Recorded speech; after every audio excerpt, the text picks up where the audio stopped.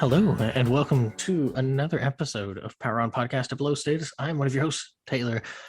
What do we got to do? 553, Rising Virtue, whatever. I have lots of names, which is fitting for me. Since I've now accrued a new one there since we've restarted this whole thing. Yes, you Anywho, right, that seems to be what I do. I wear a lot of mantles. Anywho, hi, how you doing? Hope everybody's doing well. With me, as always, is Mr. Sushi B. How are you doing? I'm doing well. Good evening, and how are you? Good evening. I'm doing well. I think I might have mentioned this before, but had to go back into work for about an hour and a half, like right before we started recording this. And I was like, like I was telling my boss, I'm like, what time is it? And she was like, oh, it's 10:08. And I'm like, okay, all right, I got to get home.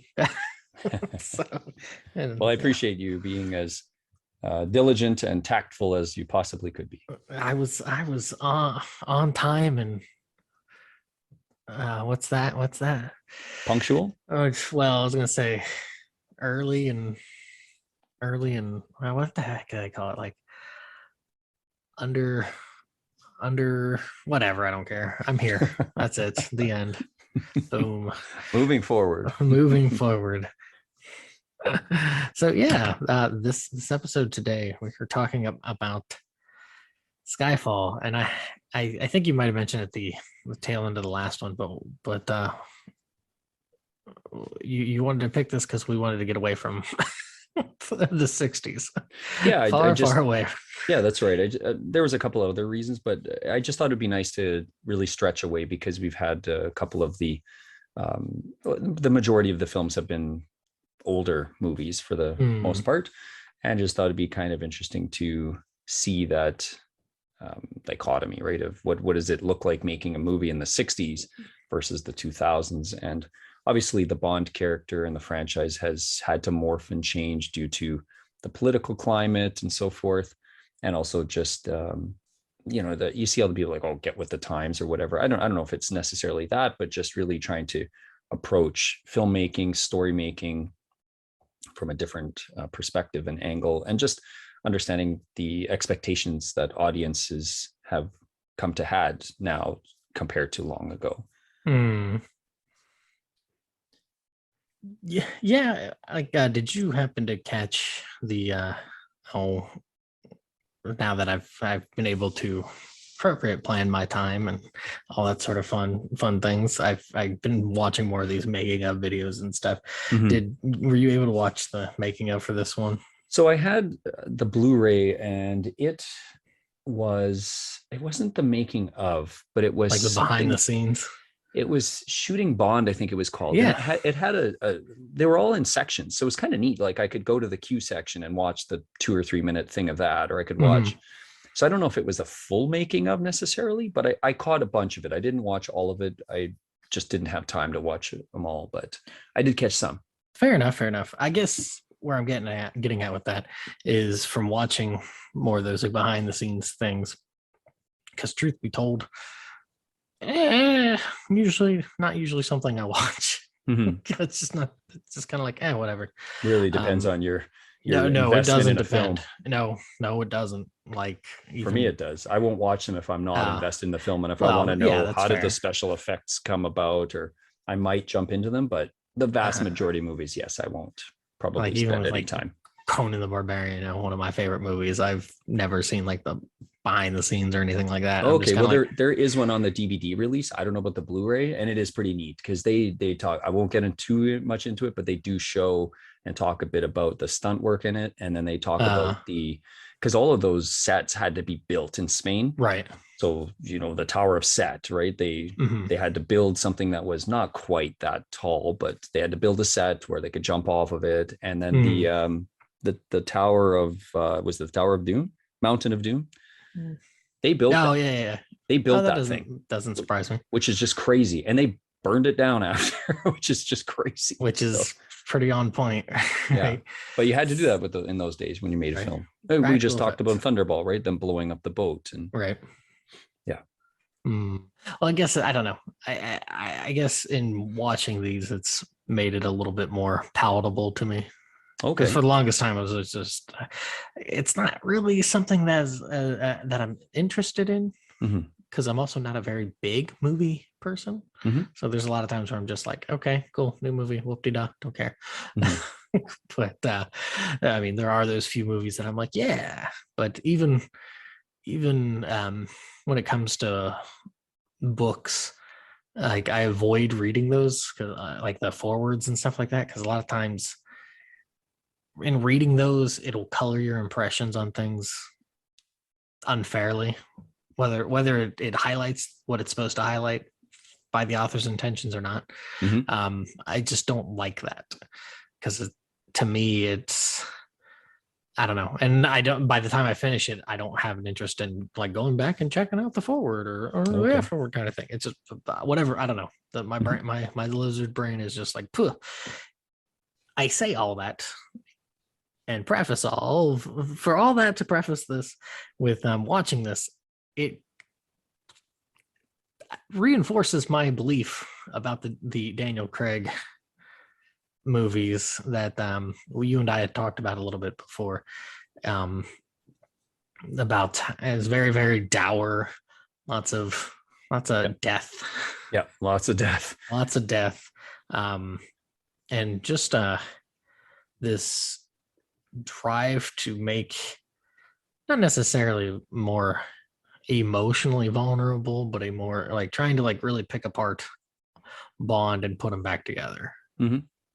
And which is fine, but in the same hand, I like this movie rubs me the wrong ways, and not, and I know and I don't really know how to put it. Okay. I'll leave it at that. But yeah, how was your viewing of the Skyfall? So this is the second time I've watched it in full, as again prefaced in our last meeting for Thunderball. And I think I've softened in a few areas on this film. Okay. On the whole, I sometimes I wonder if you're reading my mind or vice versa, because I kind of feel the same. I can't quite put my finger on what it is that doesn't really get me invested in this movie. But I, as a whole, from like, if I'm stepping back and just saying, as a movie, it's a pretty competently made film, and it's obviously it's big budget and all that stuff. Yeah, I would say that this is reverse compared to Thunderball, where the first half I think works really well, and then it just dies for the last hour and a half. It just, and I guess I'm having a hard time thinking of a way to say this, because I don't want to come off as a prick, but the movie focuses way too much on this relationship between Bond and M. And I get it. Judi Dench, great, fantastic actress, played the part for what, 20-ish years. Wait, when Goldeneye is what, 95, 6? It's not that late. It might be 94. It pushes towards 20 years. Okay. But what I'm getting at is that it's a Bond movie, and like, not to say you can't focus on other characters, but it's too much like it follows the typical Bond script for about that first hour or so. And then it goes way too hard. And even beforehand, maybe first hour and a half, even beforehand, there's some scenes here and there where there's this quick moment of showing, what's going on with M, where it's like, okay, this is 10 seconds. Why did we need this? There's really no point to the scene, other than to be like, oh, still doing the job there. But I guess in my head, how I feel about it is that it's a little too much glorifying of the actor or actress in the role, instead of continuing on and building upon the legacy of it. It feels too introspective and too meta in that regard, instead of, carry the torch and pass it on, which it kind of does with Mallory, but it feels a little too like it's stuck in the mud like for the movie, and then it's kind of like it goes on. I don't know. I guess that's I guess I could see like one thing this movie is obviously trying to do is pass the torch for several characters. Right. And I think what they're trying to do is build that investment in these characters. And so that you feel bad when there's a changeover, or investing in the fact that, what we've seen in the past of some of these long-standing actors in some of these roles, that this change is now what we have, right? Like this is where we're at. We can't go back to those old actors, and we're trying to kind of push this forward, that while Bond is obviously the focal point, these characters, because in the old Bond movies, they're really there in a lot of the movies for 5-minute scenes. A lot of them, right? Like Q's got his little moment, and that's kind of done and done. M, same thing. Usually at the beginning of the story, you meet with M, right, and M doesn't really show up, generally speaking, for the rest of most of those movies. So I guess they're trying to really expand this network of these characters, and not just be, okay, yeah, Bond is obviously the central, but these other characters are not just, I can't even find the word. They're not satellites to they're not cardboard giants. cutouts. Yeah. Well, I was gonna say, they're not satellite to the giant that is Jupiter / Bond, just kind of circling and rotating. I get that, and like some of the changes, with that, like I like a little bit. Myself, I like Moneypenny in this one. Me too.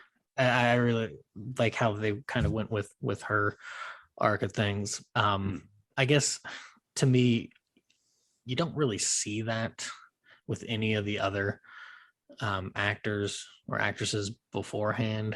There might be like a fourth wall breaking moment or something, or a dedicated to kind of thing at the end or the beginning or something. Yep. But there's not like a movie that really just pivots around it, and it isn't just a one pivot step. It's like it's pivoting in the same spot, and it just kind of goes in circles, and it's like and it explored, when I had first seen it, and then watching this making of, because we talked about it before, I watched it when it was out in theaters. Like I immediately thought, oh, Em is kind of like your Bond girl this time around. Yeah. And they even mentioned that in the making of, and I'm like, yeah, it's a little too on the nose, it feels. I guess, I get it. And because you have seen these, I haven't yet. I've like, this movie, when I first seen it, really soured me. Like I was just kind of like, I'm not really feeling this. So I haven't watched Spectre and No Time to Die yet. Yep. And however, I think I see things here that are allusions to things that or like things that'll come up in those next two movies. Yeah, they're forthcoming. Yeah. Yeah. Yeah. I'll hold my tongue and not say anything, obviously, just out of, I think you need to see them before you can, without being spoiled. I think you've kind of heard, it's kind of hard to avoid every single detail. Right.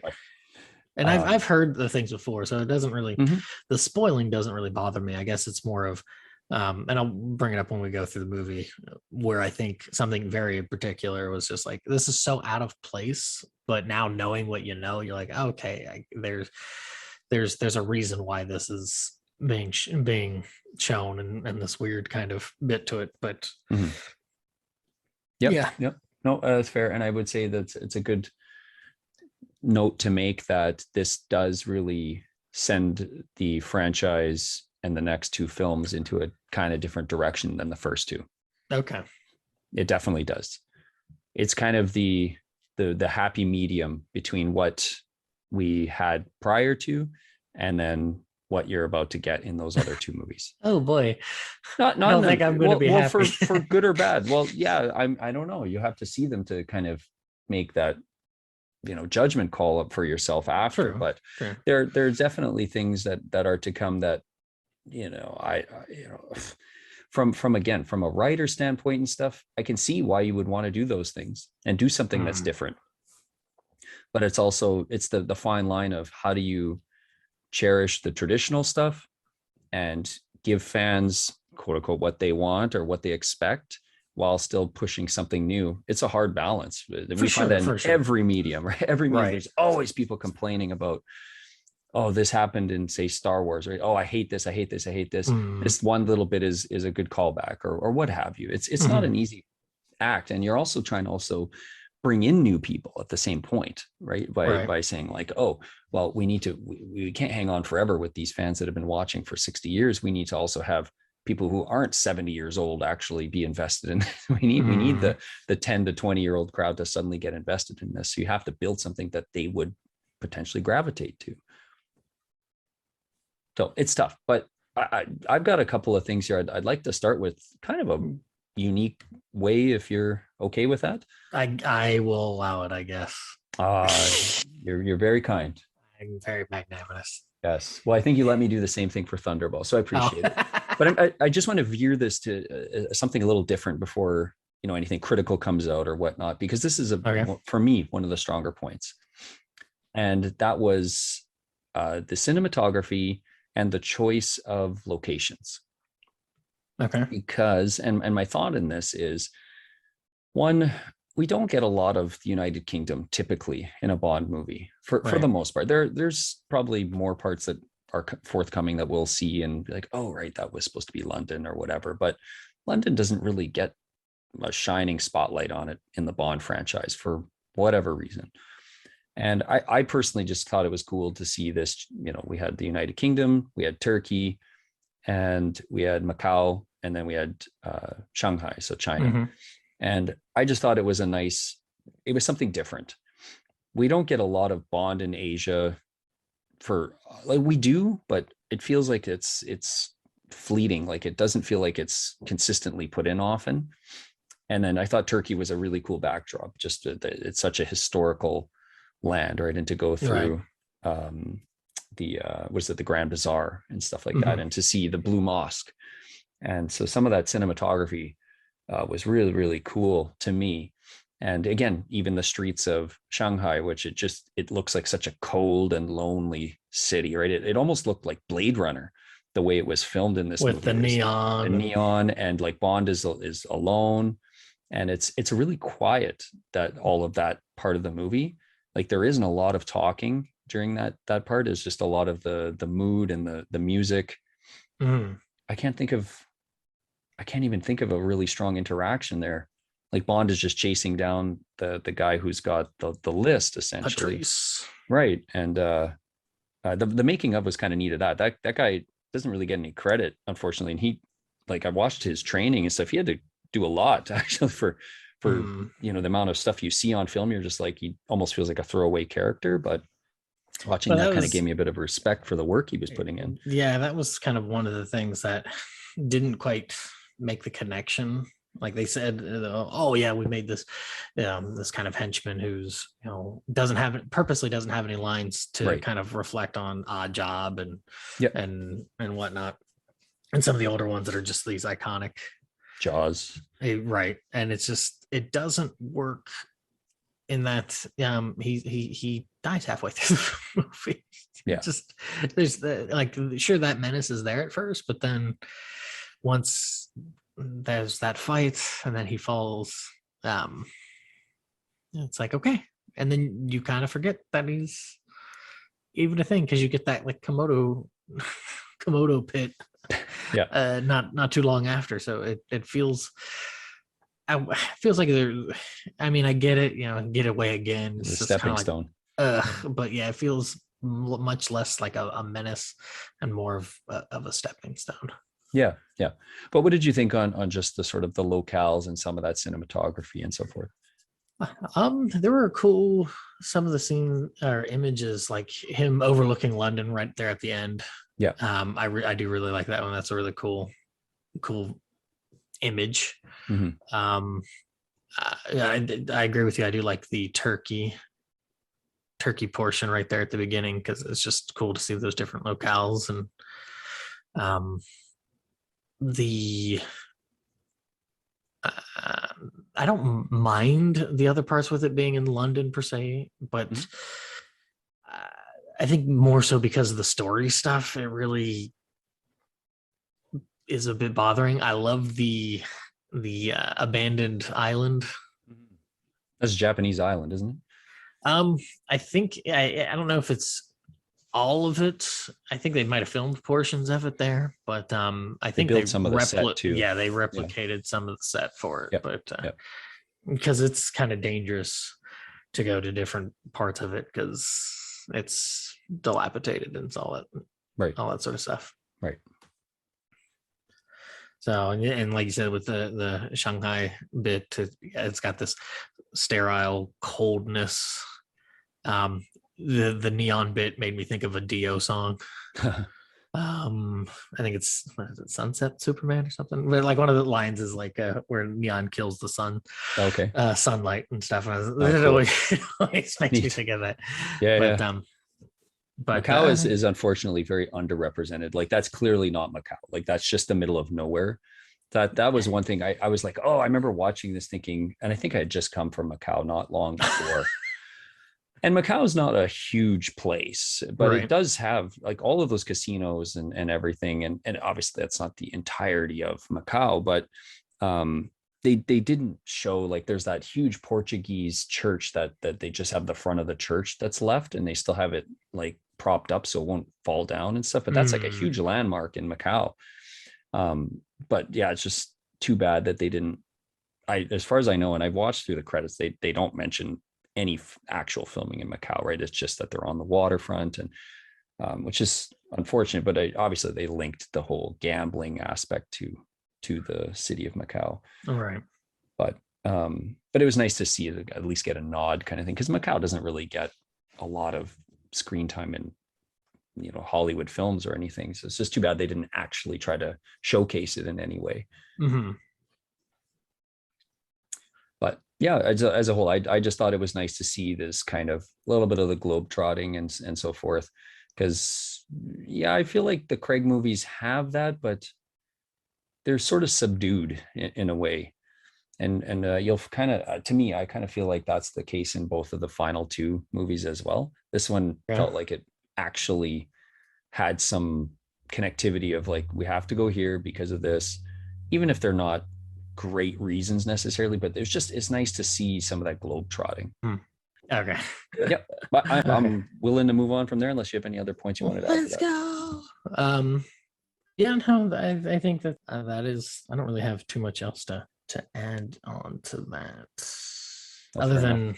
Other than just the last bit is locale wise. I forgot Scotland, I guess. Yes. The good old foggy dew and foggy or whatever marsh of it was just it is certainly something. I mean, like natural wise with those steep inclines for the mountains or plateaus and stuff are cool. I like that, but in the same hand, it's just such a drab and visually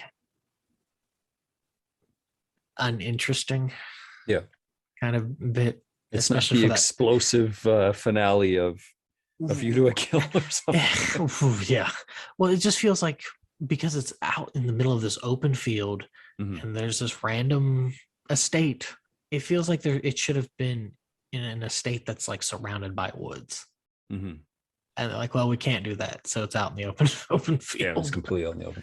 But one thing I liked that they did was I really liked the whole like orange hue with the flames and the glow. I thought that was cool because a lot of the lighting just looked so neat when you have Silva walking away and when he would turn and then it's like half his face is shadowed, but then it's orange on the other. And I don't know, again, if there was some stylistic choice that was the reason to do that, but I thought that looked pretty well neat.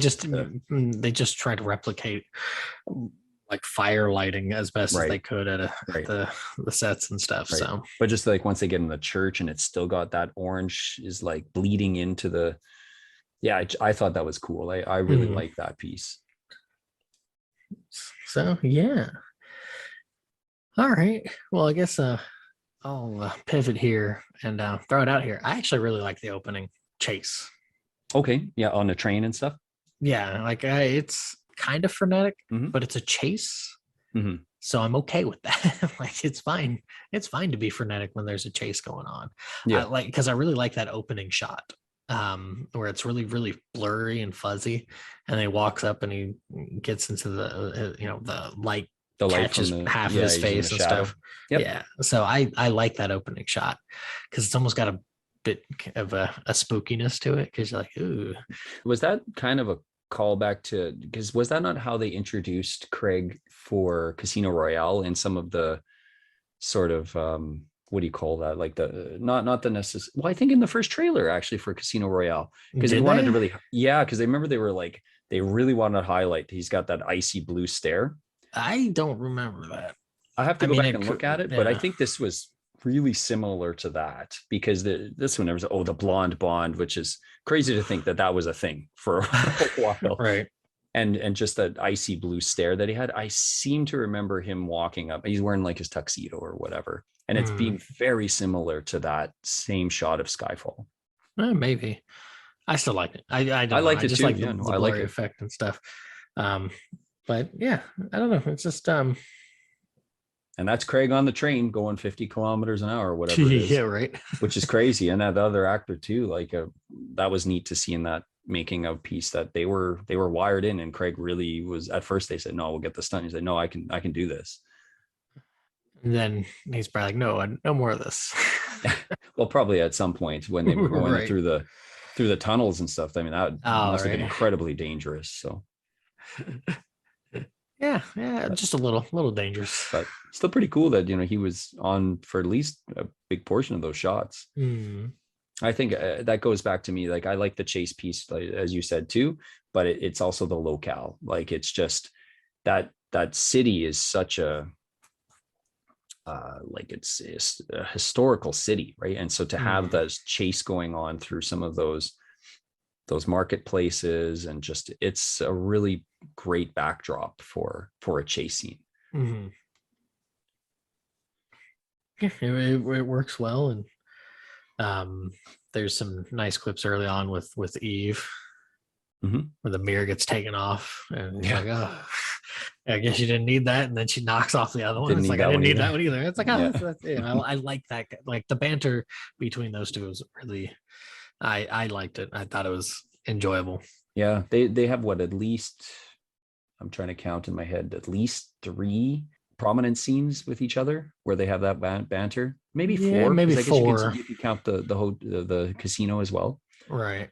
where they're not face to face, but they're still kind of beaking at each See, other, I would over kind the of headphones. couple that with the shaving scene.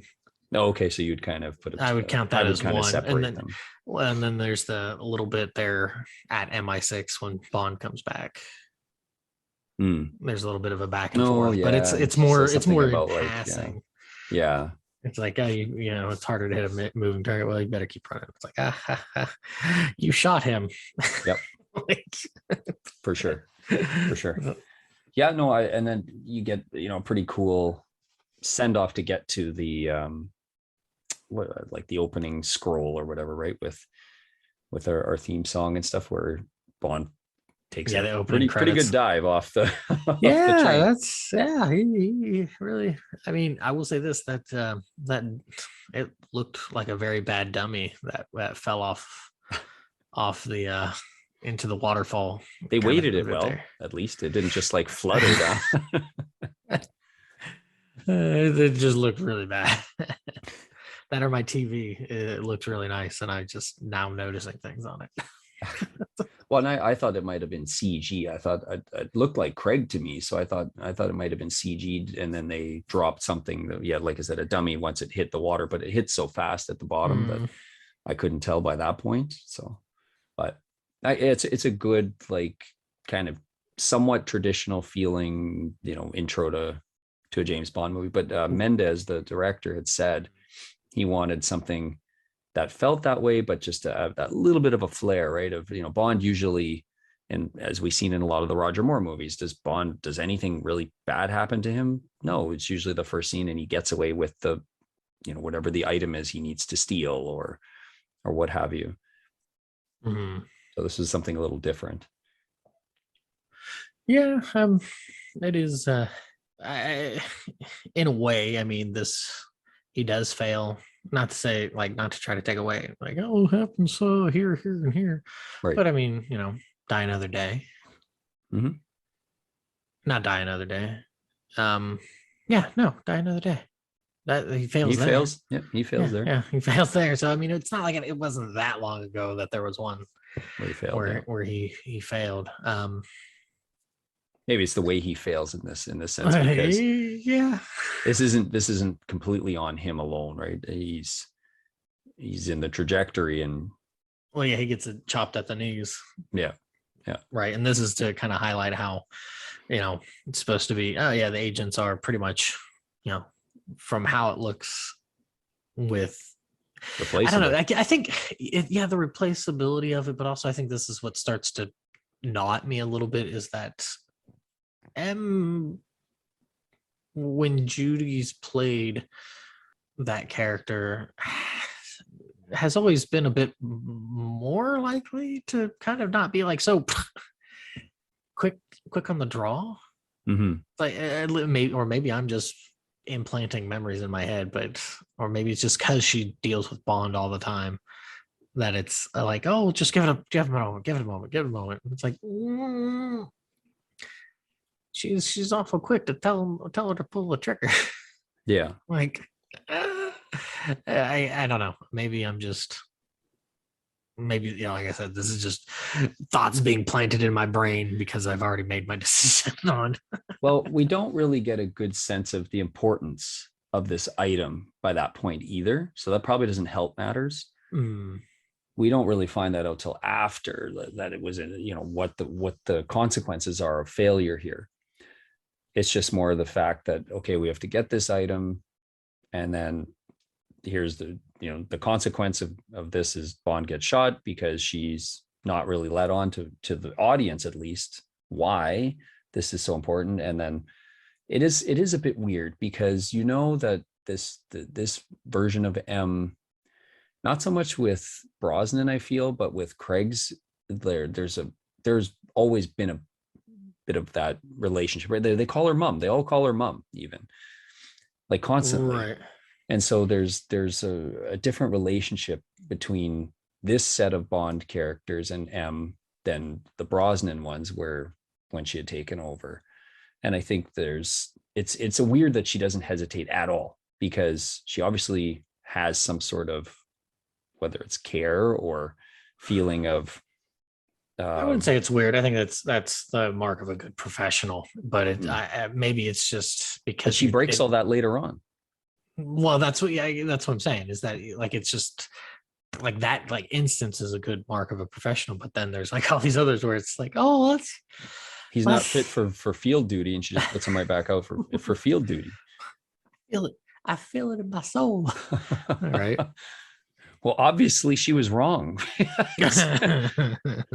Although by that point he suddenly got perfect accuracy again. But which it was, I guess, where it came from, right? No. I'll let you simmer on that and think of where he might have gotten his mojo back. Okay. It's not going to bother me, but I'll wait to, you'll bring it up, and maybe by that point I'll really clue in, but it's not hitting me at this point, but okay. It's such a minor thing. Where do you want to steer from here? I suppose we've kind of already gotten into some of the plot here, so I don't know if that's the I guess just an overarching of it is, because it does take this focus, it sort of parallels Bond with M, where Bond is getting too old for this shit. Mm-hmm. And M is, they're kind of trying to be polite and say, hey, hang up the laces. You're right. And this is like the point where Mallory broaches her about this early on, like right after the opening credits and stuff, is like, hey, you know, we're trying to get you to retire with dignity. And the first thing that snaps out of her mouth is, you know, to hell with dignity. You know, I don't want to leave in a worse place than what I had it at and stuff like that. And I think that highlights a very negative quality. That I don't know if it's meant to be quite a positive.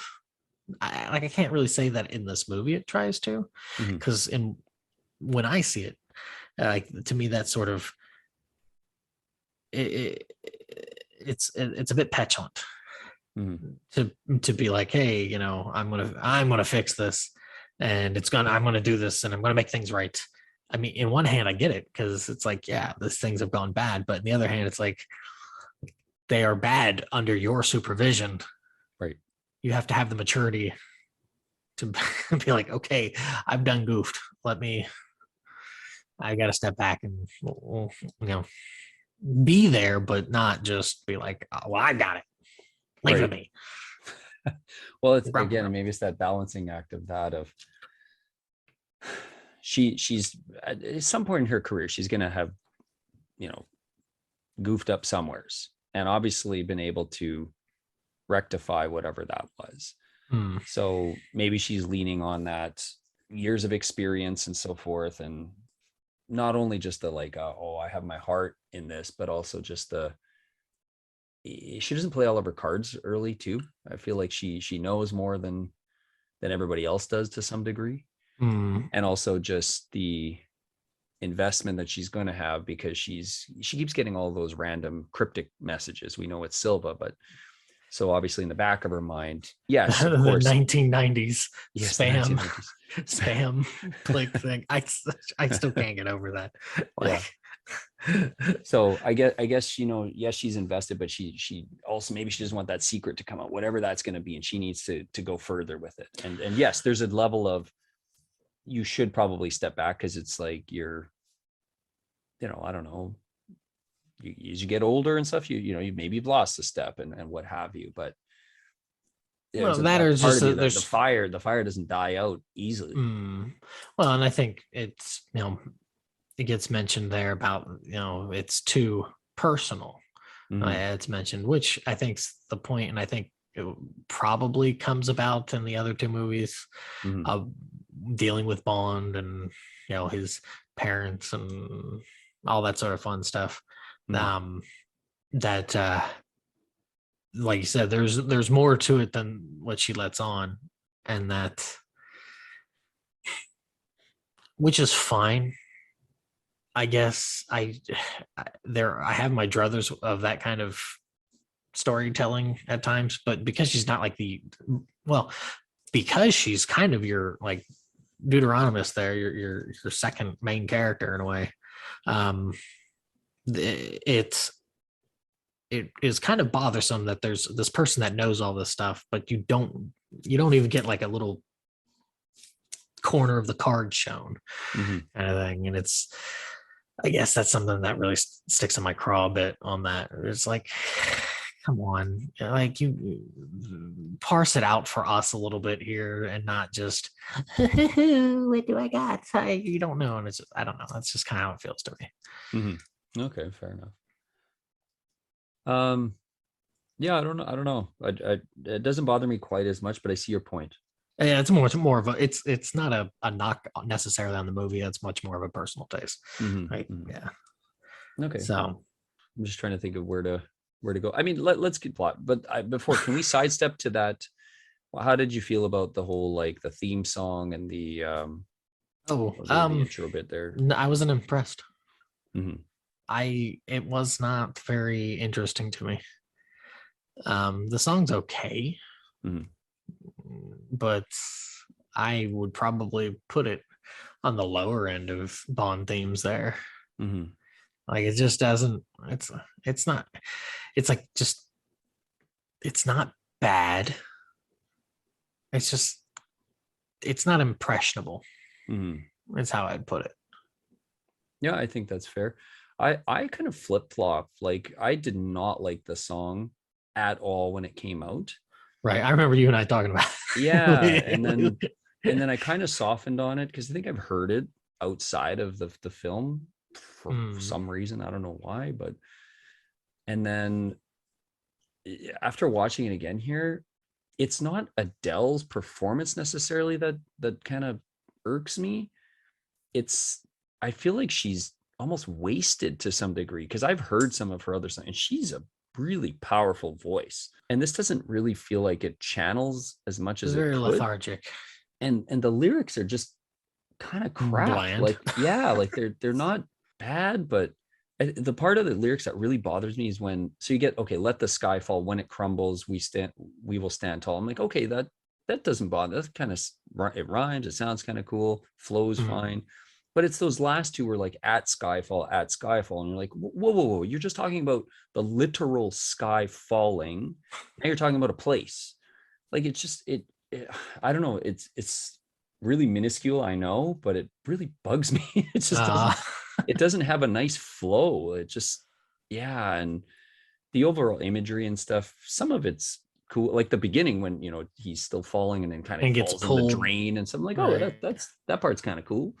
And then I guess the making of it, I don't know the director that did this sequence and stuff, but was saying, well, this is supposed to be like Bond's vision of his own death and stuff. And I was like, I'm not yeah, it's a little too cerebral this here. Yeah, I'm not really too much thinking on that to like, and this is something I talked to you about before, is that and mentioned, it's just like too much of an a oppressive theme of death. All throughout, a running theme for all 5 films. Yeah, so it's I guess even by this point, the third note, it's already starting to sound a little sour to me, and I'm just kind of like, come on, like, come on. Well, and it's actually interesting that this song and then the next 2 songs are really dour, right? Like they're really. I don't remember I know we've talked about it a little bit. I don't know I don't really remember the second or the next one after. One? Yeah, like, I know. Yes, I will play it for you after, and you will remember it, and you will curse me to the hell gods after that. Less about remembering, more about just like in the sense of like substantive about it's it. The writings on the wall is the name. Well, I know. I'm just saying, I just don't remember anything like lyrically about it. That I guess for me, it's sandwiched between 2 subpar songs, because the Quantum of Solace one is like, I don't hate the song personally, but it's just not a good, it's not a Bond song. No. Yeah. And I don't like the song, and like Alicia Keys is an amazing performer, but yeah, it doesn't work for me. It just it just doesn't. That's for another time. Right. So but yeah, as a whole, it's like sandwiched between 2 that it's like, and then this one's like, Well, when you're coming off the absolute, like, just, I don't even know what to call it, but the theme for Casino Royale is just by far one of the strongest, right? Like, it's just such a strong song. So anyways, yeah, it sounds like we're kind of concluding that we both didn't really prefer or enjoy this, but what leads right after that is, to me, like a really cool dichotomy of, like, we went from Bond on a mission to he's just basically given up on everything, just whatever, right? Like, he looks dreadful. Yeah. It's a good look for Craig though, right? Because he's already kind of haggard looking, right? Like he's got a really strong face, and like he doesn't really have that typical like suave handsome. He's got like a really hard handsomeness to his face. So like seeing him with the beard and like his eyes are really lit up in a lot of the lighting and stuff in many of the places he ends up in here. But I think it's cool that he's just kind of, he's given up, he's off the grid. I don't know if he's even living his best life necessarily. It doesn't look like it. It doesn't look like it, but he's living a life. He's what's left of him, right? Like it's kind of a spiral, and it's kind of funny that this kind of ends up being a turning point again for those other 2 films of whatever, like, it's not worth living anymore. He had something to live for in Quantum. And then by this point, like, you get the scene on the train and so forth. Okay, he's obviously back on his missions, and then this is kind of he's hit the bricks again, right? And I guess that's or finally hit the bricks, I guess, like, because it feels like in Quantum it's just he's just fueled by that revenge, right? So he has something to live for still. But by this point, it's like, whoa, I've been given up on by literally everybody, or everyone around me's died. So I've got nothing going. What's the point? Right. Which I guess for me, it's kind of like Bond isn't really the one that's like to answer those kind of questions. Kind of thing. I don't know. Maybe I'm just a little off on the movie aspect of it, but I think it's something different, and I don't mind it. Where it ends up is maybe not the most, it's not a full success in changing the whole Bond stratosphere or whatever. But I found this to be at least some bit of intrigue to this, and say, okay, where do we go from here? And unfortunately, it kind of gets shoved off quick. Like, yes, we get to Skyfall, and there's obviously some emotional pain and stuff, but this aspect just kind of gets shirked off quick, right? Other than the fact that he's suffered an injury. Right. But the emotional side is never really addressed. No. Sort of, right? Sort of. Some drinking. Well, and then we get the psychologist scene, right? So you get this like small bit. And I remember you and I watching the trailer like when this first came out, and you were actually really intrigued when he's like Skyfall, and all he says is done and walks away. I remember you telling me specifically like, oh, like that's a really cool moment. So yeah, at the time in the trailer. Yeah, in the trailer they put it out that way, and I was like, because it's anticlimactic. Right, because because you don't know what that's built around, or what's built around it. So you're like, I guess I'd have to really dig to try to remember why I thought that was cool. I think in the sense of, I like it when he starts to skew into almost being this sort of double agent where he plays into it. Like, I like that, and that's where I thought it was going. So he falls right in line. Yeah, he falls right in line. And the thing that I guess bugs me is that they practically killed him, and he was just like, yeah, okay, just tell me what to do next. Right. He's just a dog, which is alluded to. Right. Old dog, new tricks. Right. I guess there is, and I hate to say this because it gets trumpeted for all the wrong reasons, and it's like the dorky cringe side of the internet kind of starts to spew through, where it's like the lone wolf aspect. Like, that's what he's pretty much is a lone wolf. That's why he goes after, quote unquote, I can't remember the exact line for it, but that's why married women are his favorite kind of women. And like, he just he is so Royale, he's so like, it's not that he's like emotionally scarred so much as that he's just very disassociated. And that's a defense mechanism all itself. And so I don't know, I think it's like it's taking these lessons, and they're not really, no, I shouldn't say lessons, but like taking these aspects and really looking at it from skewing it in a very different light than light that I look at it from. So it's just kind of like, I don't know if I really I don't know. And I don't know about that. That's part of the point is this Bond has been controlled his whole life, and because we've never seen a Bond that's had this much backstory or some semblance of a backstory, really. And we know his upbringing is not great. He's lived in an orphanage. He's everyone's around him has either left him or been killed, and it's just the vicious cycle continues for this man. And so maybe that is why he returns. He literally doesn't know what to do, and he needs someone to direct him where to go, what to do next. It's the only purpose he has left. Right, because you see what happens when he doesn't. He just drinks on a beach, spirals out of control, and makes love to beautiful women. That's not so bad for some people, but that's well, and he's obviously tried this life for some degree of time, and it wasn't enough, obviously, for him, because next thing he sees is a bombing in London, and it calls him right Well, back. So and that's he's the thing back to that, duty. right? But that's the thing that irritates me, not necessarily from this like more of a personal aspect. It's like you have completely neglected the actual cause of this, just because you don a different dress from casual beachwear to a suit doesn't mean you've now solved your malaise.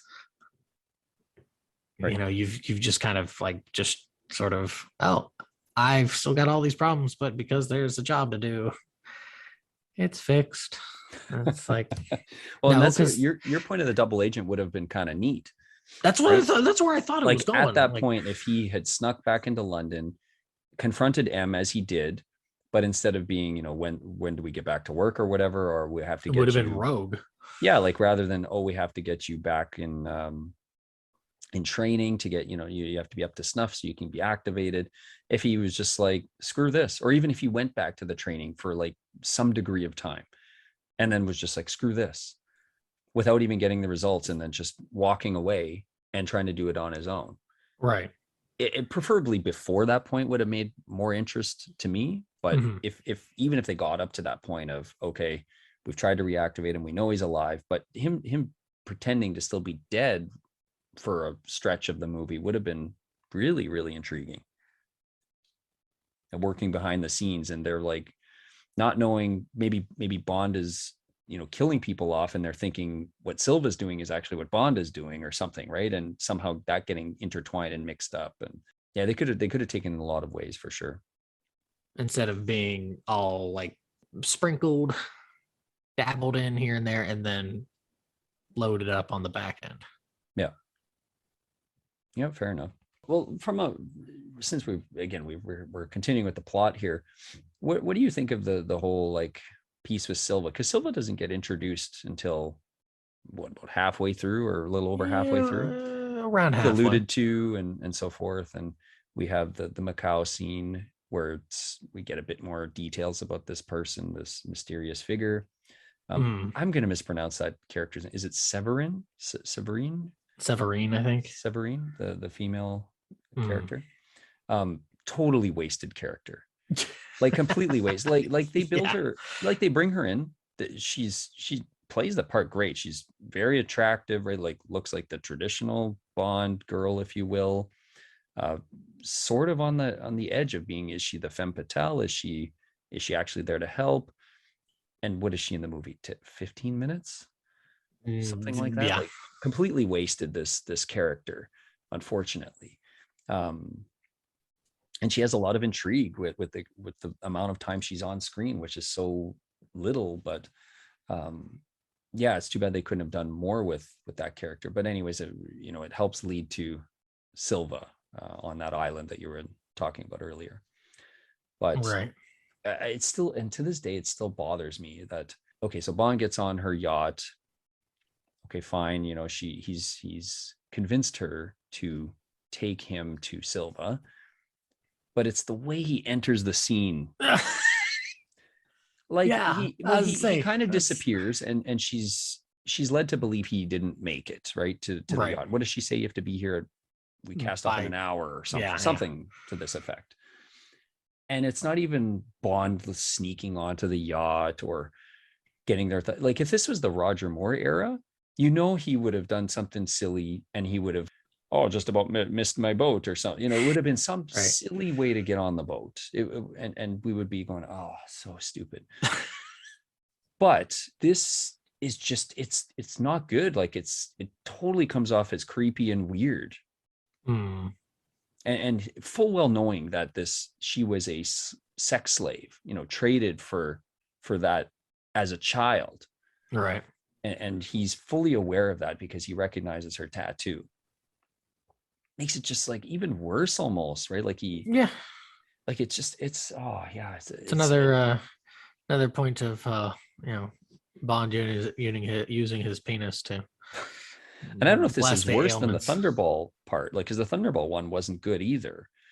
Like they're both just kind of like, I guess in this case she's more enamored and accepting of it. Like she doesn't really push him away or anything. Well, but I mean, you bring that, but it's still, it's to me, that's again a person who is in that same cycle, unable to kind of be able to reflect in themselves enough to stop it. Like it comes down to you to stop this sort of behavior.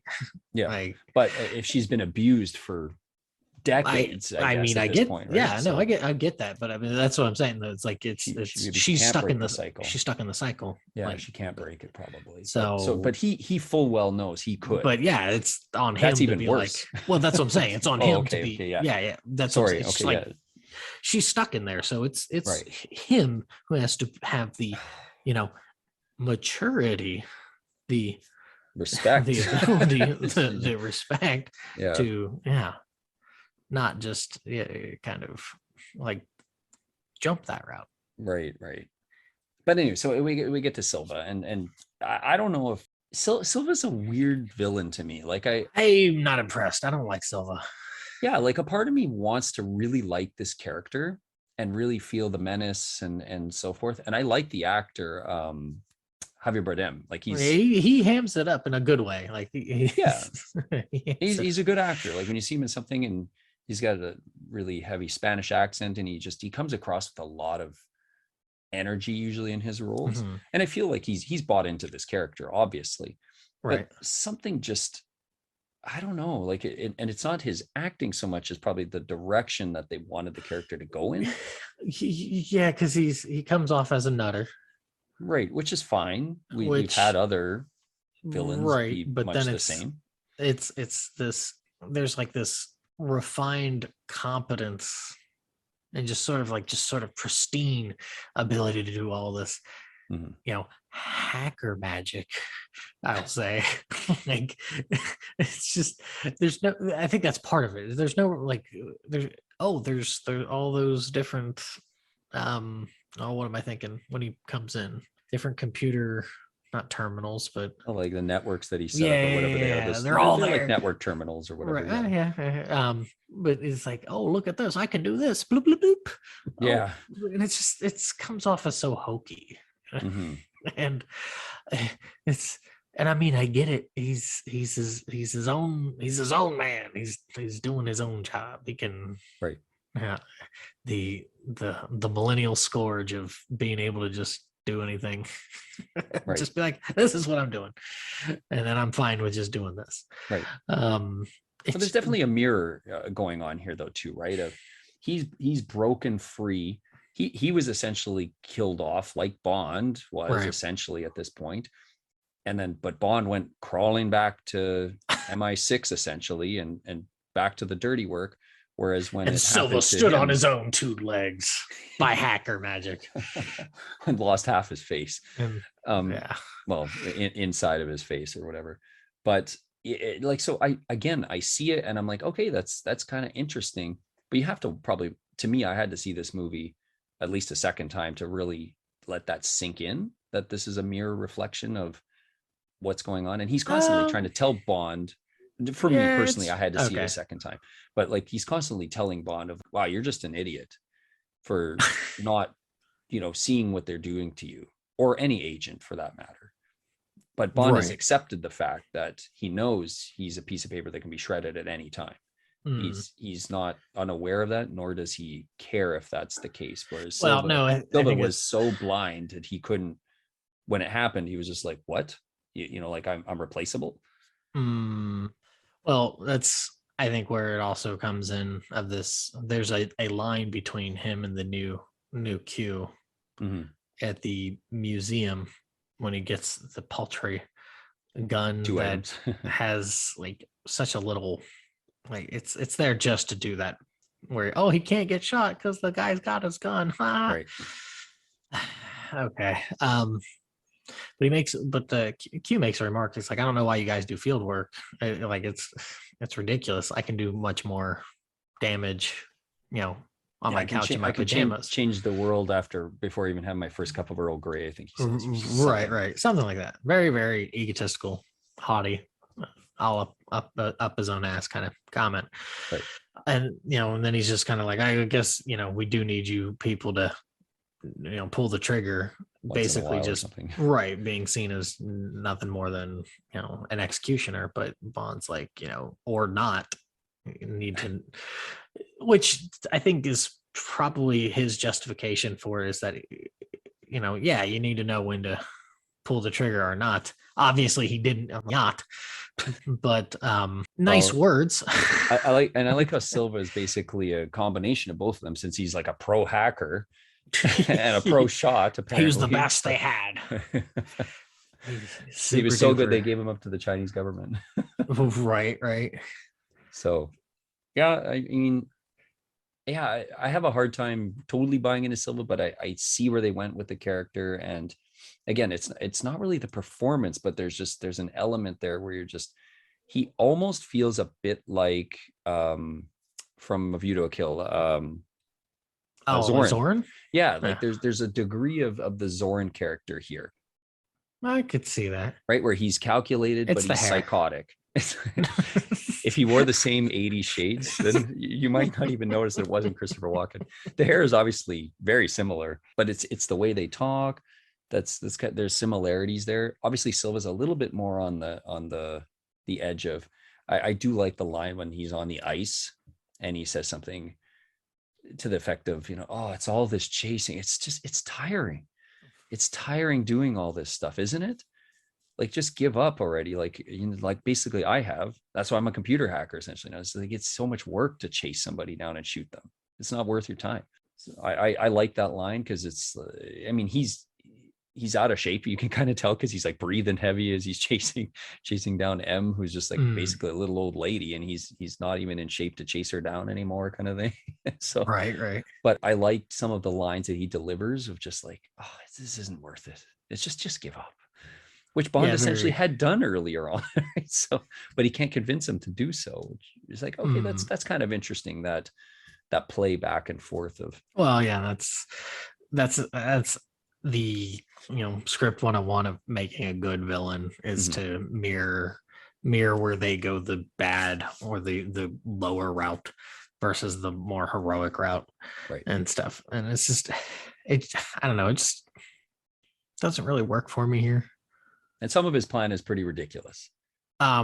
Like the fact that the cars the would pull up at the time, the train, like all of that stuff it's a little too.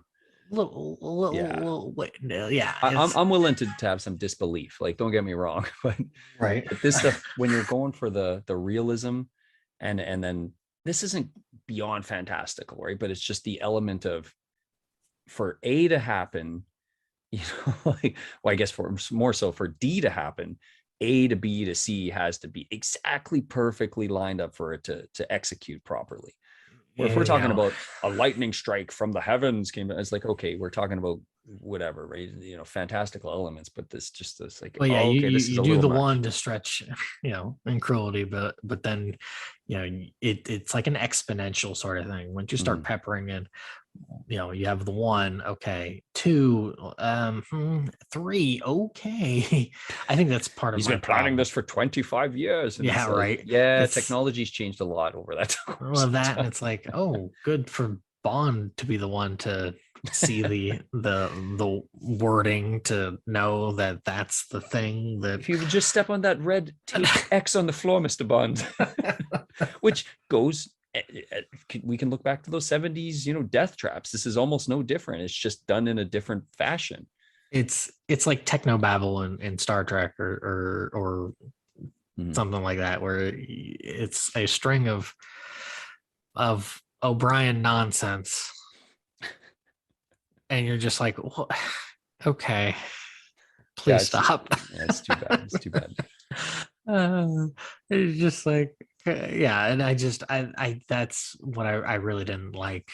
It's like, oh, he has to know that he's got this radio thing, to know that he's being captured, to just go away. Like, no, stop. Yeah, fair enough. You're just sad that the DB8 didn't make it through. I mean, I am sad about that. You know, when he says such a waste of good scotch or whatever, well, it's that's just there you like, go. oh, that's like back to that. I'm like, wow, he really did not give at all like a moment of time for this lady who's lived a life of misery, essentially gets killed, and it's still like, oh, what a waste of. It's like, oh, geez. Well, I was gonna say Wow. that McAllen, the 50-year-old, that's where he got his mojo back. The moment he drank that, lips to liquor. Well, doesn't he throw it on the ground or whatever though? No, he drinks the.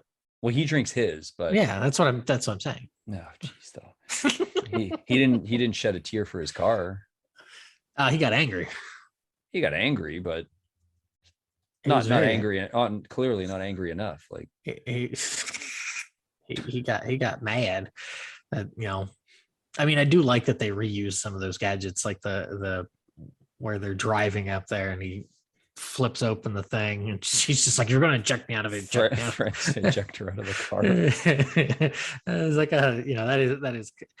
that's a nice way to kind of point back and be like, 50 years of Bond. Isn't it weird though that we just came off of Thunderball where he did use the car and he did use the shield and stuff, and then we jumped to a movie that had the DB8 again, which is right. kind of weird, actually. Well, I mean, it's 50-year anniversary, so no, for sure, but that car doesn't really get prominently featured pretty much that I can recall after Thunderball. I mean, it's used in Goldeneye.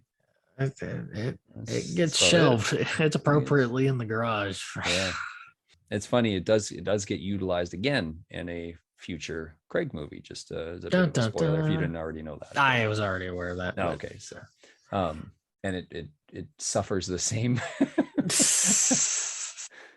Literally everything has to be killed in these movies, like even the dang car, right? Like, just like, wow.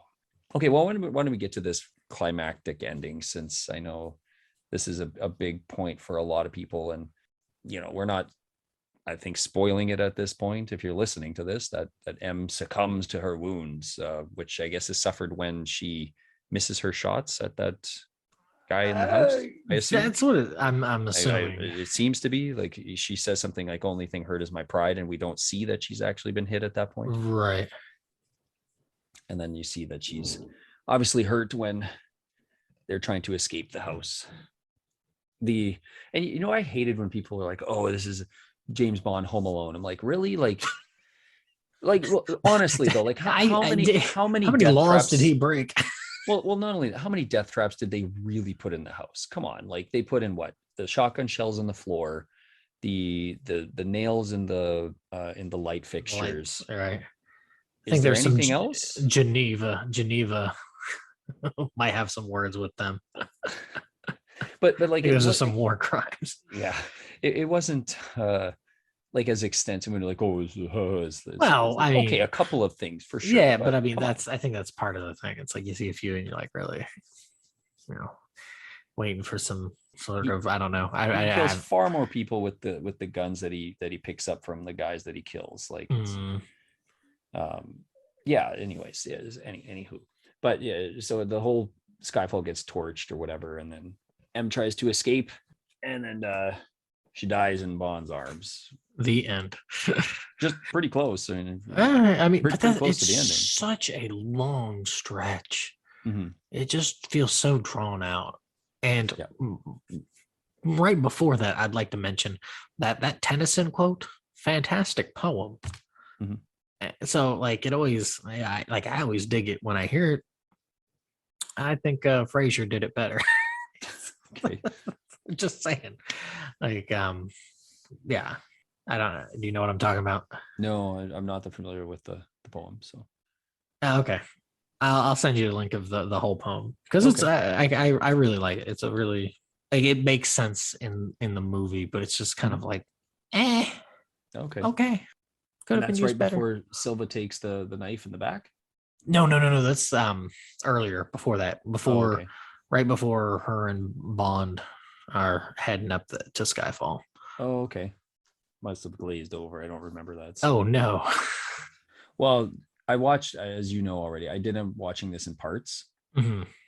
And right about the scene when Bond gets a DB8 is right when I like restarted, because I cut at that point. So yeah.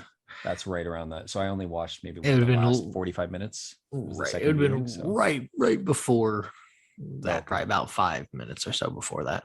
Is that when she's sitting and she's Yeah. speaking to the whatever, the council or whatever? Mm-hmm. Oh, okay. Yeah. So I kind of cut between there. So Made weak with time. But anyway, so yeah, so M dies, and I don't know what your thoughts are on the idea of M. I mean, Judi Dench is, I don't know how old she is by this point, but obviously it makes sense to potentially replace the character. Yeah, I personally, I don't know how I feel about it. I remember sitting in a theater thing like, oh, okay, like it's like I see the succession here and the reason to do it. And they obviously try to build up the emotional aspect of it throughout the entire film, right? Because there's so many back and forth with her and Bond, and at least, I don't know, 3 I can think of. So, and if not more. And the changing of the guard is obviously a big part of this movie. Yeah, it feels conclusive, but it feels empty to some degree. Right. And I think that's probably part of what they're going for with that. So you're kind of reflecting on how this is probably similar with Bond's kind of state at that point. And it's just it's such a bloated back end. And I just, for me, I don't need a movie to kind of show, oh, this character is retiring, or this actor or actress is retiring, so we're getting this new one, and let's central a movie around it, kind of thing. You know, and they should have really thought it through before they hired Voldemort as the new head of MI6. Is that who that is? I didn't know who that is. Yeah, Ralph Fiennes is the same actor who plays Voldemort in those Harry Potter movies. Okay. So I've never really watched him. So yeah, it's him though. It's the same actor. Gotcha. Like he's fine as Mallory. Oh yeah, no, he's fine. Yeah. I'm just joking. Just, like, why would you hire evil as your right? I get that. It was just like, okay, but I don't know. It's just, yeah. It's the whole thing where he's trying to like have her shoot them both, kind of thing, is really, I mean, I get what they're going for it, but it's just kind of like whatever. It's kind of wrapped up quickly at that point. Yeah. Like, so we get Bond and he falls in that lake or whatever it is, a slough or whatever that water body is, and gets out, and then it's really like, yep, you know, like tapping the watch, like, we're really pressed for time here. So I almost wishes that they kind of pulled a bit away from the house action and did something a bit more with, you know, with getting to the point of M having to be killed off, and maybe more of a standoff with Silva might have made things a little bit more tense, because it's tense. Like when he walks in, it's shot really well. She looks terrified, like she does a great job of the acting aspect, but it doesn't get quite the sort of explosive finale, I suppose, that it could have had. I mean, I'm okay with it being a little bit more subdued, because you had all that explosion and helicopter and this ridiculous, that entrance of the helicopter is on par with Beach Boys while skiing to me. Like, it's just so odd. What is the song that it plays? It plays some kind of rock song. Yeah, what song was that? Well, were you hoping for Flight of the Valkyries? Yes. No, it's just I don't remember what song it was. Yeah, I don't even know if I know the song, but well, it certainly does some damage. Sure. Well, and I heard that was a sticking point for the director. I don't know if it was for him or for somebody else, but I guess they were kind of split down the middle, that some people were saying, no, Silva comes down, he'll just, you know, start tossing, and what is he throwing in? Homemade grenades or whatever he's throwing into the house, or whatever that is. Whatever it is. Incendiary. Yeah, something. And then I don't know who it is, but somebody on the directorial team or the producers or somebody's like, no, like this has to be a huge thing. And so we're going to get this massive helicopter, which what they said, it's like one of the biggest helicopters in the world or something, military helicopters. no, we have to have this helicopter come in and do all this damage, and we really got to up the game. We got to up the game, kind of thing. So like, well, right. Yes and no. I kind of see the point, because you're like, it's the 50th anniversary. We want to make some kind of big scene with this. Okay, I kind of get that, but I've seen better uses of helicopter in a Bond movie. Mm-hmm. I like Tomorrow Never Dies. That helicopter chase scene, that's way more interesting than this of just a helicopter flying around blowing up a house. Right. That's the problem, is that it turns into just a focal point, which, isn't bad per se, but it really anchors it there. And you're just like, okay. Right. Because it's like, oh, here's Kincaid, this random guy. Yeah. Who, as far as the viewer's aware, Bond hasn't seen in 20, 30 years, if not a long time. But he's like, oh, Bond, my boy. Yeah. Like, okay. Well, they're acting like, yeah, he acts like, because he just hadn't seen him for a week or something. Right. It is a bit weird that he's not more taken aback by the fact that he's showing up.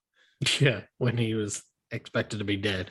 Or did he call ahead and then we just don't see something of that nature? But it doesn't seem that this place has electricity. So well, it's running electricity at least, right. But it just doesn't have like a phone line. Right.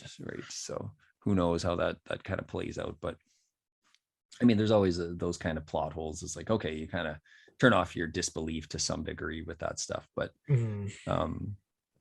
yeah, this movie kind of abruptly ends. I mean, we get the very final sequence with those introductions. Again, I was okay with it. Doesn't bother me, right? I'm like, okay, I kind of like this changing of the guard piece, and here's our new set of actors that are filling in the roles of previous actors. Partly because, like you said, Moneypenny, she's throughout the movie. And then I heard this was a big sticking point with a lot of people. Like, this movie's amazing, so great. Oh, that Moneypenny thing was so stupid. And it sounds like you and I are kind of the opposite. We're like, this movie's not bad. Nothing wrong with Moneypenny. Like, she's one of the stronger highlights of the film, honestly. Right. Yeah. It also helps kind of give that nice little back and forth that they always have throughout the different movies and stuff. It gives it a nice little extra edge to it, kind of. It does. Yeah. Yeah. Yep. Because being on the field and having worked together instead of just, oh, here you are. You're the secretary, and I'm just gonna, do all the cool things, have fun. See ya. Yep, fair enough. And I like the change for Q. I'm fine with it. Like, it doesn't bother me. That actor, I've seen him in a few other things. I think he's a good actor. So yeah, he didn't bother me other than the fact that, like, he gets dunked on by Silva. I mean, when he's just meme styling all over him, and it's just like, okay. See, and I saw that as like the comment you had made earlier, where he said, I can change the world before I have my first cup of Earl Grey. And this is to show, because he's talking again, like, we don't need blunt instruments like you, Bond, kind of thing. I think this is to show how wrong he actually is and how overconfident he was. Okay. Like, I mean, I get it, but like, in certain ways, I'm just like, just show me the cool gadgets. Like, I'm fine with that. Yeah, I don't need a bunch of different complexity for all these different characters.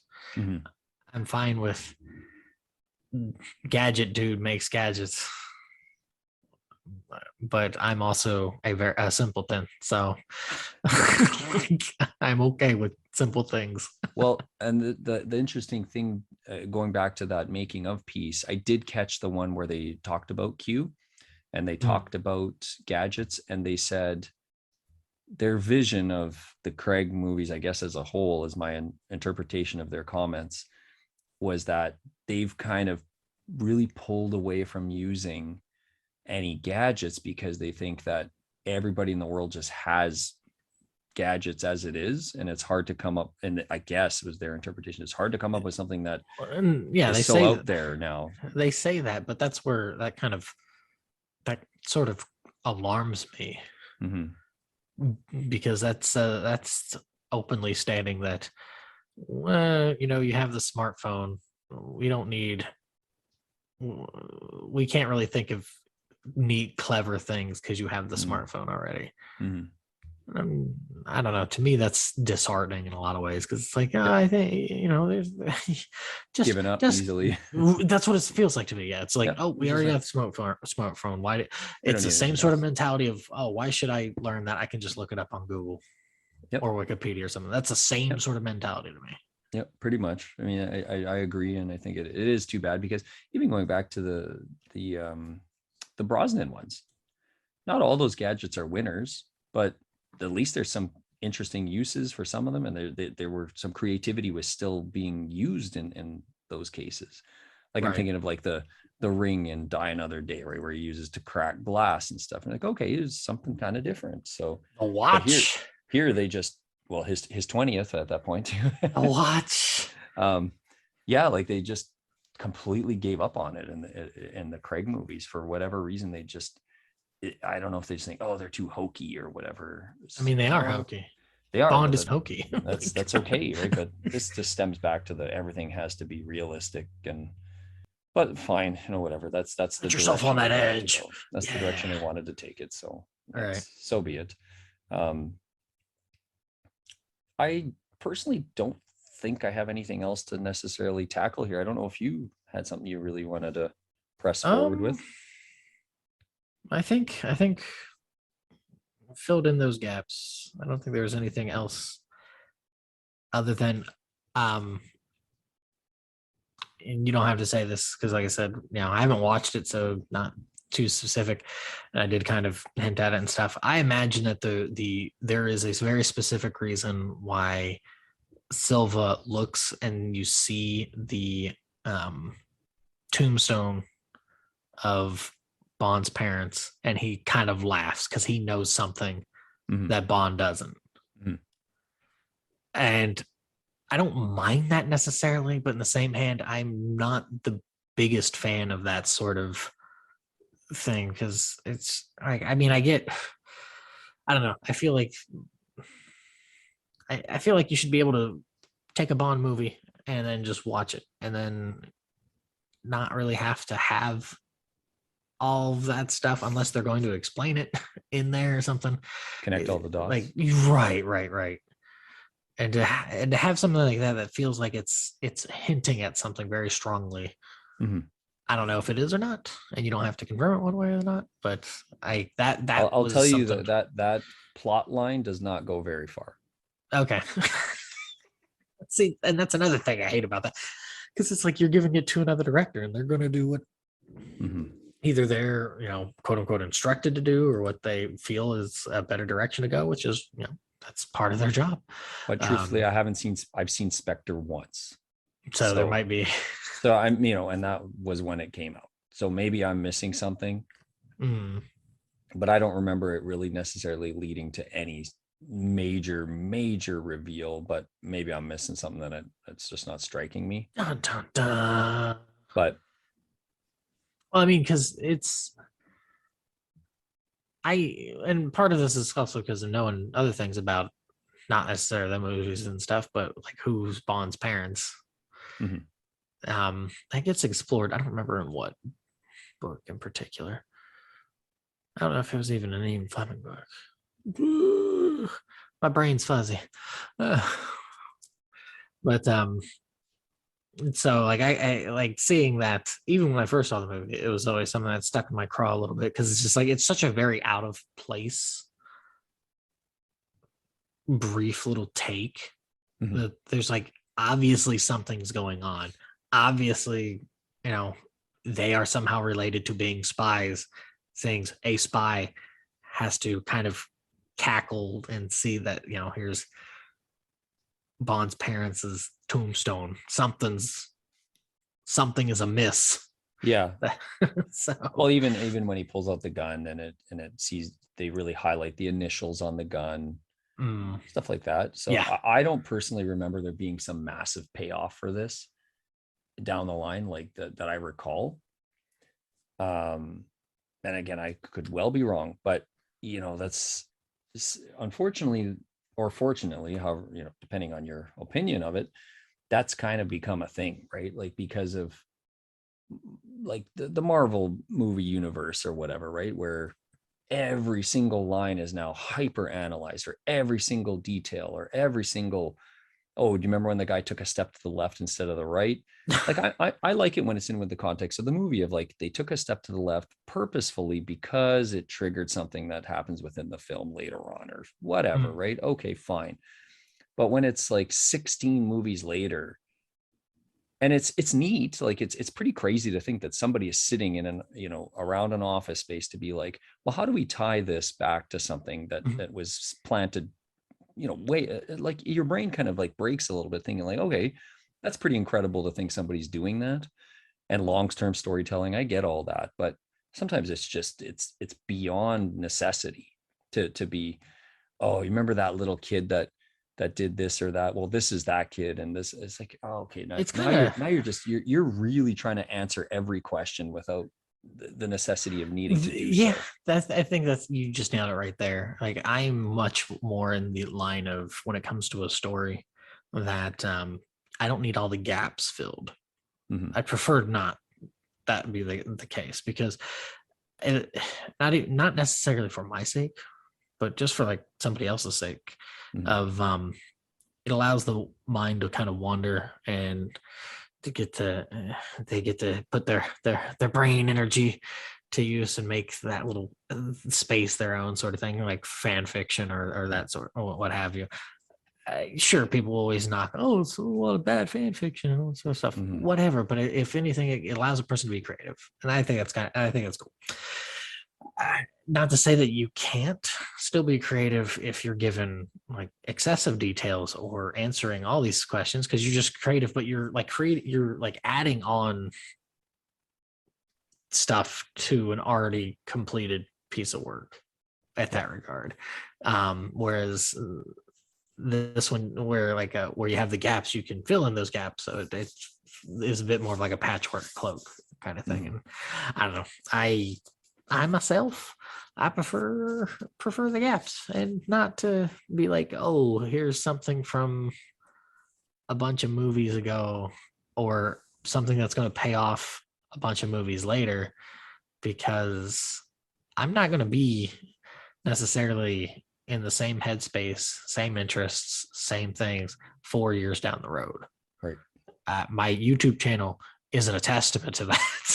Like, I, I, I am, I am very, let's say, half-hearted committed when it comes to, yeah, a lot of things there when it comes to the YouTubes, and I just like Mhm. a lot of different things. And it's not to say that, oh, I'm done with this toy. This toy is boring to me. It's like, oh, I'm like, I guess just interest ADHD or something, where I'm like, I found something else interesting. I'm going to enjoy it for a little bit. Yeah. Um, I so for me, those things like Marvel don't really interest me personally, Yep. on a level of viewer, but like in the sense of, like you said, that somebody actually was cognizant enough to have this wink and a nod for somebody else to, that's, maybe they just watched the movies, or maybe that one movie that they really liked, that's an Easter egg that they get, which, yeah, it's cool for them. But like I'm just, it's just like, okay, that's cool. Yep. The Yep. end. No, for sure, for sure. And I sometimes I like a balance, right? Sometimes I like having the answers, and sometimes I like connecting Mm, those dots and seeing, and just like, oh, they purposely put that in, or even just again respecting the intention sometimes, right? mm, Of oh, well, we intentionally did this. But I think when, for example, those movies, the first batch of movies, their intention was to collide all those characters together. And sure, okay, you're making a 4 movie stretch or what have you. But then to, like, once they're into movie 18 and being like, oh, well, this happened back in movie 2, we wanted to, like, it again, it's kind of cool to see some of the callbacks for sure. But it gets to the point of people overhype themselves too, and they're disappointed when the payoff that they think should it be there, that isn't there, because they're asking too many questions, or they're looking for answers for too many questions. You're just setting yourself up for that disappointment to constantly be like, oh, well, they drank from a blue milk carton, and it's like, oh, okay, that's I think you see that more with games than much. at least with the Marvel movies. Yeah.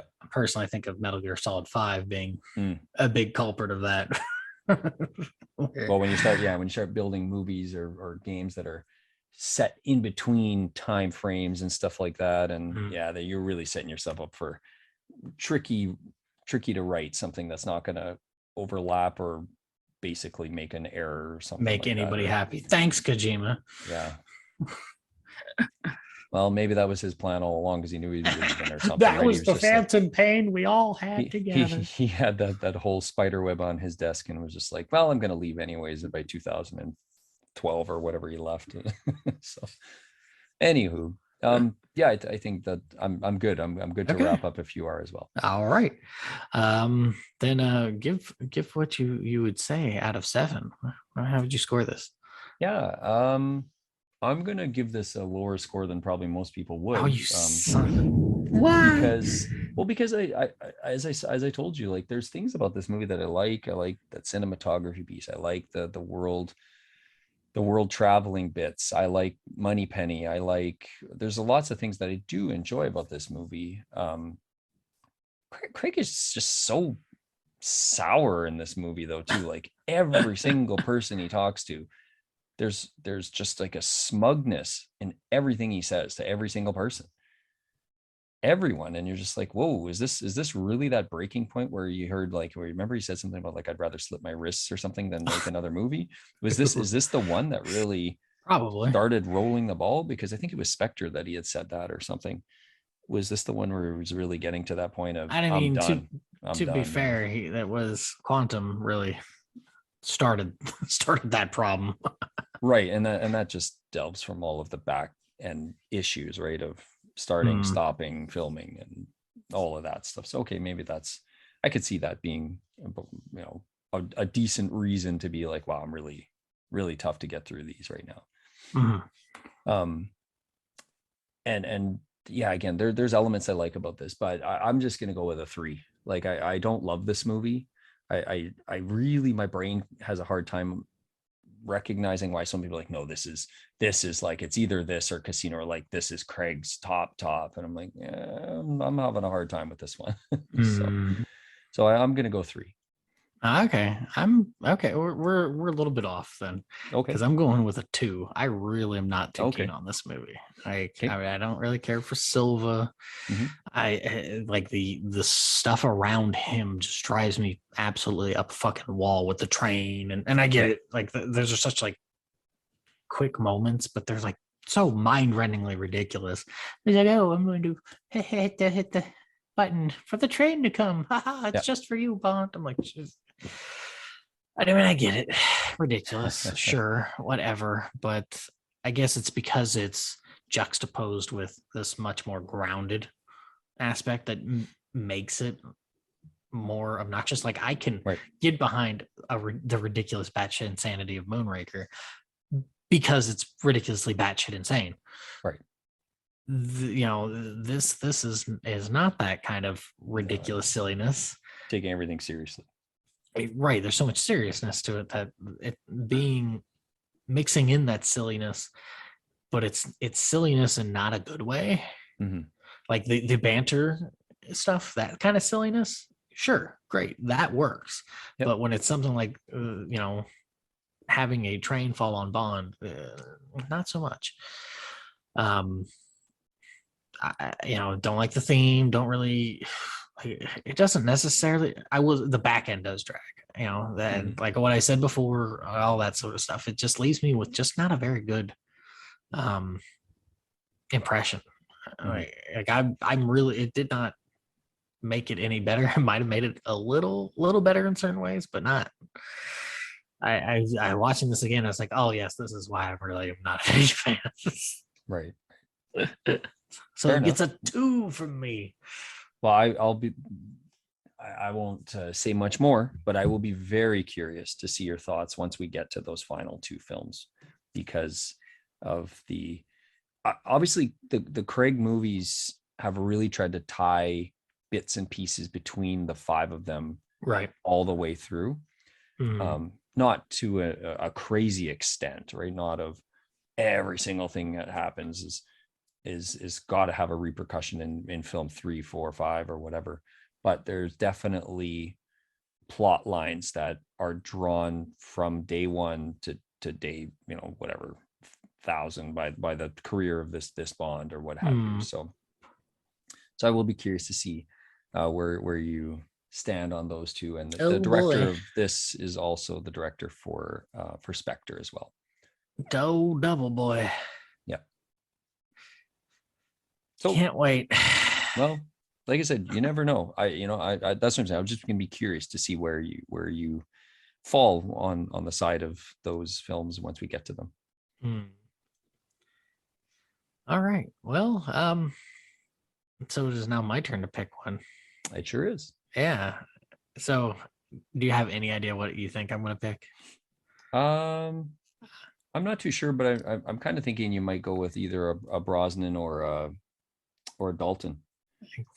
All right. You're way off. We're going to Live and Let Die. Oh, nice. Yes. I don't know. There was just something when I was putting Skyfall back into, because I got that like collection of all of them up until, through Spectre. Yep. Right. So it has all of those on there. And for whatever reason, when I was opening up, just kind of, thumbing through them, thinking, which one do I Live and Let Die just kind of stuck out to me. I was like, cool. Okay. Yeah. Let's do that one. Okay, cool. Well, I know just from my personal memory, I do have pretty fond memories of this movie, so I'll be curious to see if they remain that way or not. We'll see. So, all right. Any last words? Nope, but I'm looking forward to this, and hopefully we don't get absolutely incinerated for not necessarily falling in love with Skyfall. It should be all right. Sounds good. If not, well, flame shield on, I guess. Yep. So. Flame on. Flame on. Human Torch.